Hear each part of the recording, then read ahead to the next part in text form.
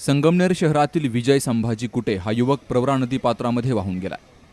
मंगळवारी रात्रीच्या सुमारास घरातून हा युवक कामासाठी संगमनेर खुर्द येथील एका महाविद्यालयाकडे रात्रपाळीसाठी चालला होता।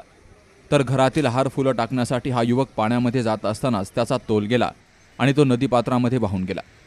भंडारदरा आणि निळवंडे धरणातून मोठा विसर्ग सध्या प्रवरा नदीपात्रामध्ये सोडला गेला। तर पाण्याचा अंदाज न आल्यामुळे गणपती बाप्पाच्या आगमनापूर्वीच या युवकाला आपला जीव गमवावा लागला।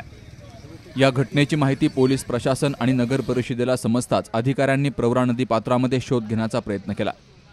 मात्र आज सकाळपर्यंत विजयचा मृतदेह सापडला नव्हता।